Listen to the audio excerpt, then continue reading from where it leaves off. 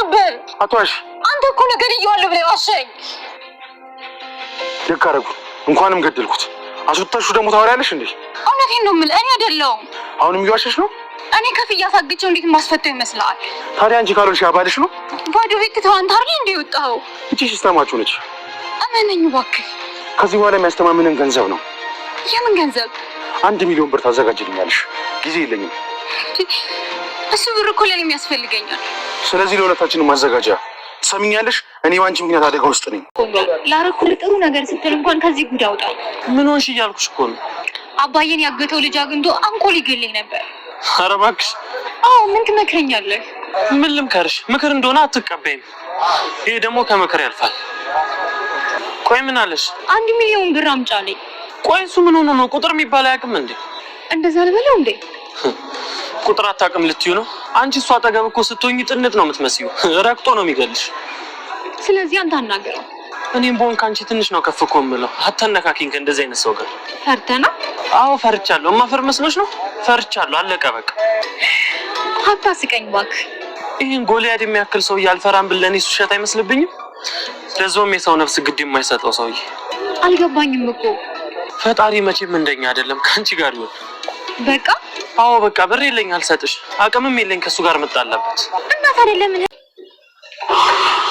እንዴት ነሽ ቱት ደህና ነኝ ካሌ ይቅርታ ልጠይቅሽ ነበር ትክክል አልነበርኩም ካሌ አባዬ ይቅርታ ጠይቃት ብሎ ከሆነ አትጨናነቅ አዎ አባዬም ብሎኛል ግን ቱት እኔም እኮ እንደ እህት ስላየሁሽ ነው ከወንድ ጋር ሳይሽ የተቆጣሁት እንደ እህት ማየት ጥሩ ነው ግን ደግሞ እኔ እኮ ሕፃን ልጅ አይደለሁም ምን ማድረግ እንዳለብኝና እንደሌለብኝ አውቃለሁ ደግሞ ስራዬንም በአግባቡ እየሰራሁ ነው ስለዚህ ስራዬን ከጨረስኩ እንደፈለግኩ መሆን እችላለሁ ነው የምትይው አላልኩም ካሌብ ግን ደግሞ እኔ እረፍቴን እንድቆጥር አታድርገኝ አልገባኝም መመሪያ ልትሰጠኝ ከሆነ የመጣኸው ንገረኝ ለይቅርታም ከሆነ እንደዛው ግራ አታጋባኝ ይቅርታ ልጠይቅሽ ነው የመጣሁት በዚህ ያለውን ነገር አወራሁት እንደዛም ከሆነ ያው አንተም ቅር እንዳይልህ አወራቸዋለሁ ምኑን ያለውን ነገር እናወራለን እሺ ሰላም ለቻናል ቤተሰቦች አስቱኔ ዛሬ ደግሞ በሌላ ቪዲዮ መጥተናል ቪዲዮን ከወዳችሁ ላይክ ማድረግ እንዳትረሱ ተወዳጅ ድራማ ዛሬ ምን ተፈጠረው የሚለው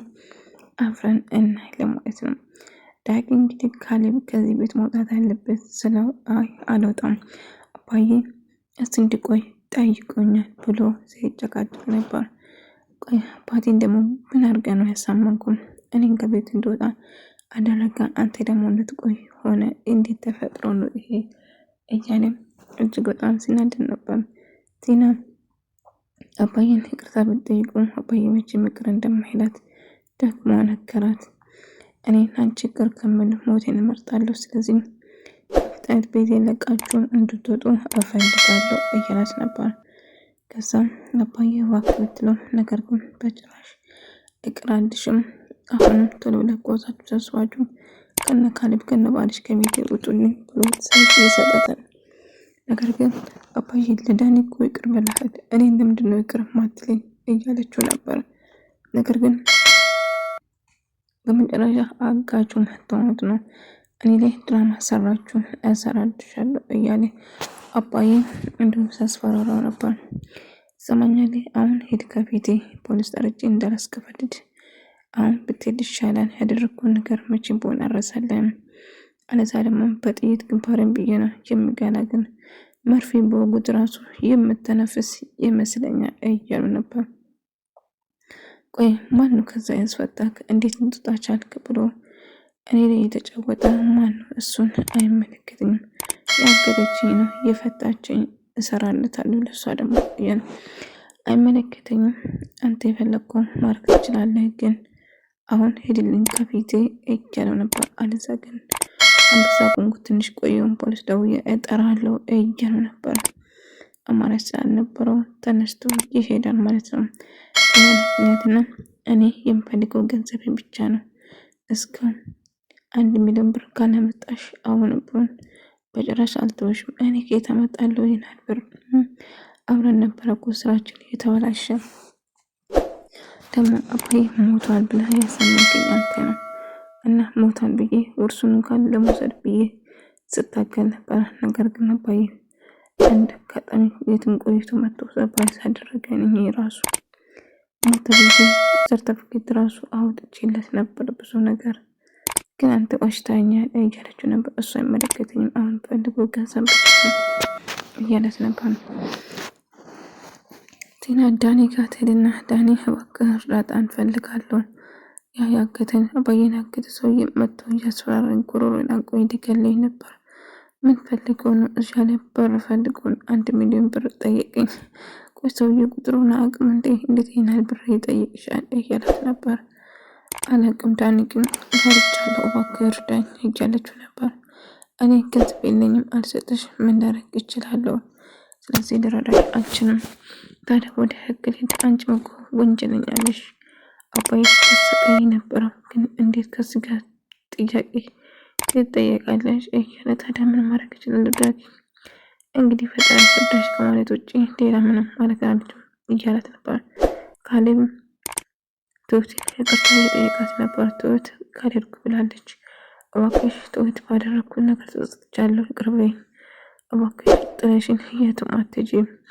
ለአባቴ ታስፈልጊያለሽ ታውቂያለሽ። አባቴ ከሌለ አንቺ ከሌለሽ አባቴ ባዶ ነው። ስለዚህ እባክሽ ይቅር በይኝ ብሎ ይቅርታ እየጠየቃት ነበር።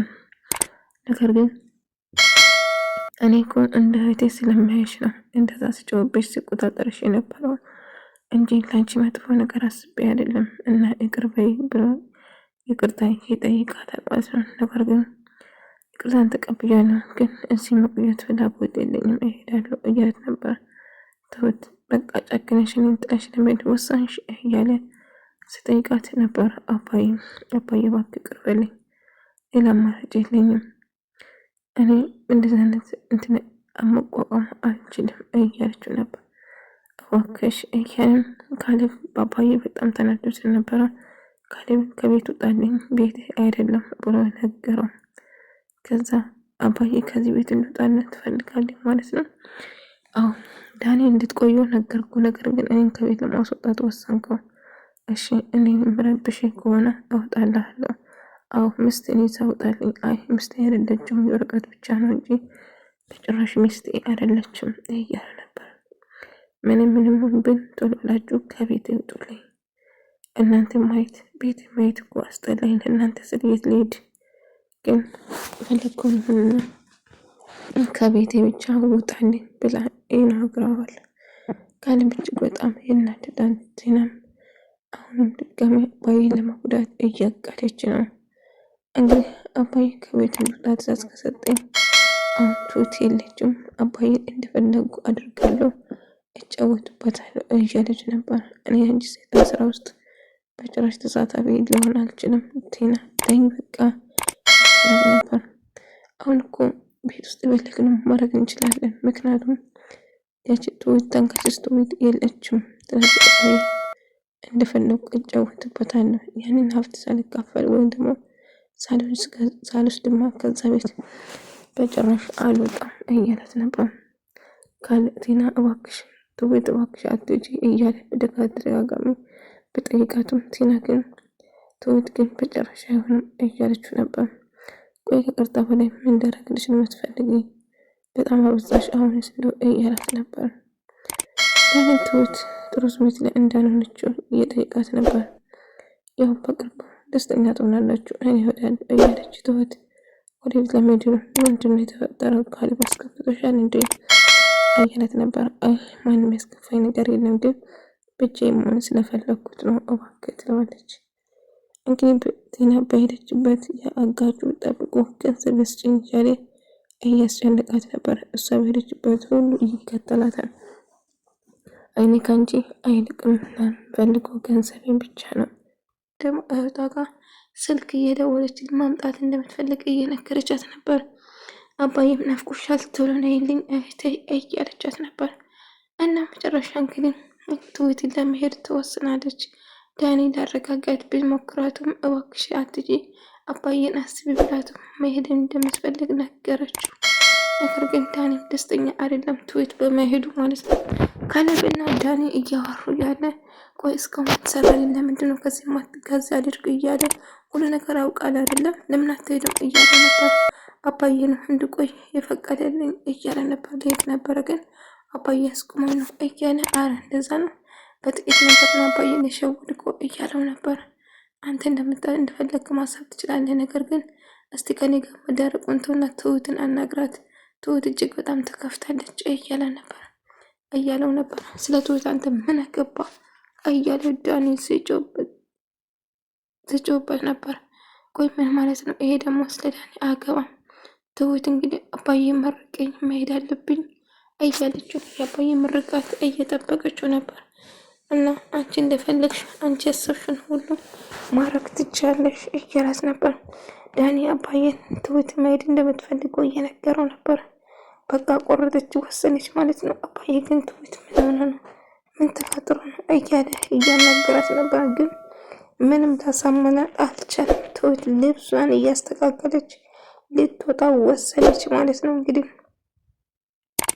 አባዬ አንድ ነገር ወደዚህ ይመጣ ነው ብሎ ዳኒ ከቤት ሲወጣ እያየው ነበር። አባዬ ትሁት እየሄደች ነው፣ እባክሽ እስቲ ለማሳመን ሞክር እያለው ነበር። እሱም እሺ ሞክራለሁ እያለ ትሁት ሻንጣውን ጠቅልላ ለመሄድ ወሰነች። አባዬ መርቀኝ እያለችው ነበር። ነገር ግን ይሄን አልቆይተሽ እንዴት ነው ድንገት የምትሄጂ እያለ ነበር። አይ አንዳንድ ነገር ውጭ ገዛለሁ፣ እነሱ እኔን ነው እንጂ ሌላ ነገር አይፈልጉም እያለችው ነበር። እና እሺ በቃ አንቺን ፍላጎቴን አከብርሻለሁ፣ የምትፈልግን ገንዘብ ትራንስፈር ታደርግልሻለሁ እያላት ነበር። እሺ አባዬ አመሰግናለሁ፣ በቃ አሁን መሄድ አለብኝ ብላ አባዬን ታቅፏለች። ምክንያቱም አባዬን ብዙ ጊዜ ህይወቱን ለማዳን ብዙ ነገር ስታረግ ነበረ ማለት ነው። እንግዲህ በመጨረሻ ትሁት ቤቱን ለቃ ትወጣለች። ካሌብም በጣም ይናደዳል፣ አባዬን በጣም ቅር ይላል። ከተሰነባበተች በኋላ ካሌብ እሷን ለማሳመን ብዙ ነገር ለማድረግ ይወስናል። ትሁት እንዳትወጪ እያላት ብየለመናትም ቢሆን ነገር ግን እሷ መሄድ ሞት እንደወሰነችው ነገረችው። ከዛ አባዬን እየተሰነባበተችው ነበር። ደህና ሁን አባዬ፣ ራስን ጠብቅ እያለችው እያለቀሰች ስትሰናበት ነበር። ነገር ግን አባዬ አታስብ፣ እየመጣሁ እጠይቅሃለሁ፣ ሁሌም እደውልልሃለሁ፣ አታስብ እያለችው ነበር። ልጄ አንቺ ልጄም ጭምር ነሽ፣ ሰራተኛ ሳትሆኚ ልጄ ነሽ። በማንኛውም ሰዓት በር ክፍት ነው፣ እንድትመጪ እፈልጋለሁ እያላት ነበር።